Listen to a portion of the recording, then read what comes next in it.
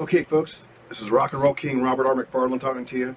This is episode 5 of how the rock and roll CD came to be.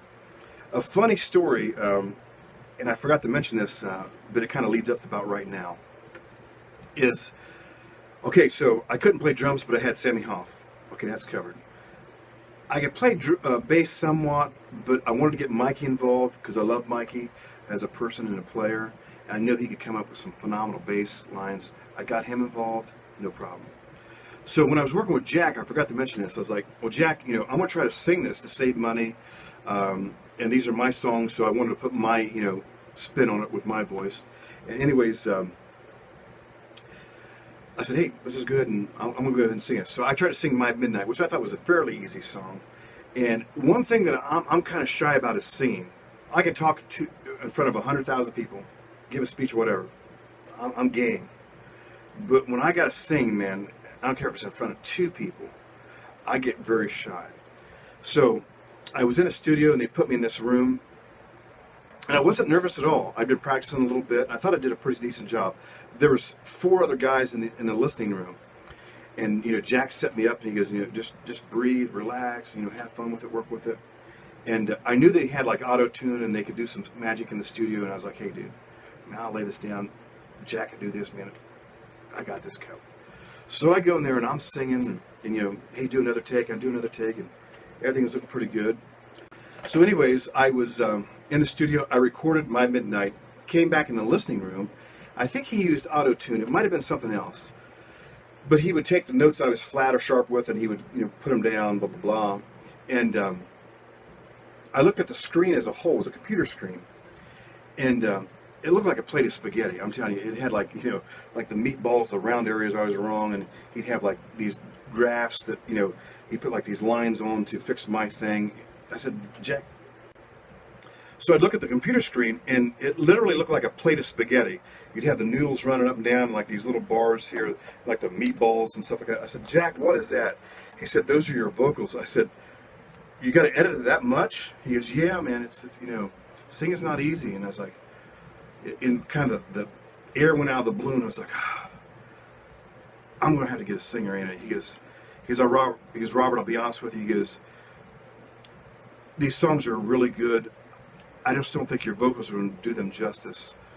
I'd be happy to work with you if you want to do that, but I think you probably should really think about getting a singer. So that let a little air out of my steam.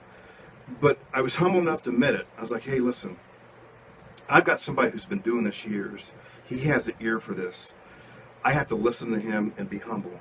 If I can't, the music's going to suffer. And from the day one, me and Jack, and even with Joe, it's all been about the song. It's not about an ego. It's not about who's playing what part. It's about the song, what's best for the song. So I was like, well, Jack, do you know any singers? He goes, hey, I got a couple in mind. Let's get the rhythm tracks and everything laid first, then we'll bring a couple in here and there when we need them. So that was the lesson for the singing part with Jack. So the time I got with Joe, we had the drums, the bass, the guitars down. I was like, Joe, hey man, I've already tried to sing. We're going to need some singers because I can't sing to do these songs justice. So he had in mind a couple people also.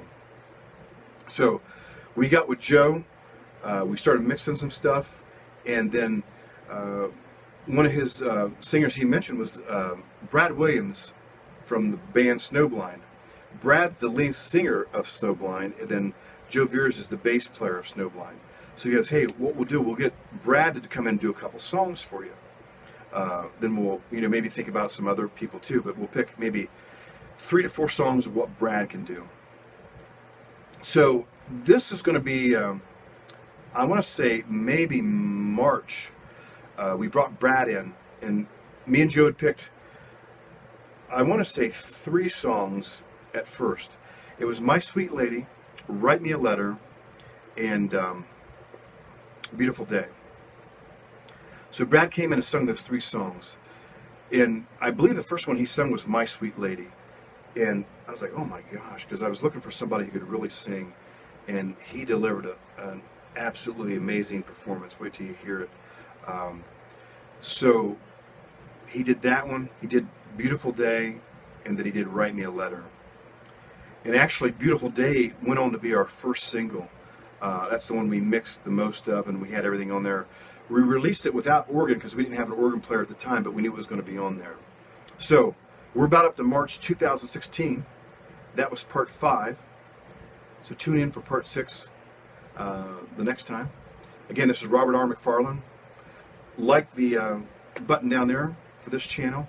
Check me out on Facebook and also my website, robertrmcfarland.com.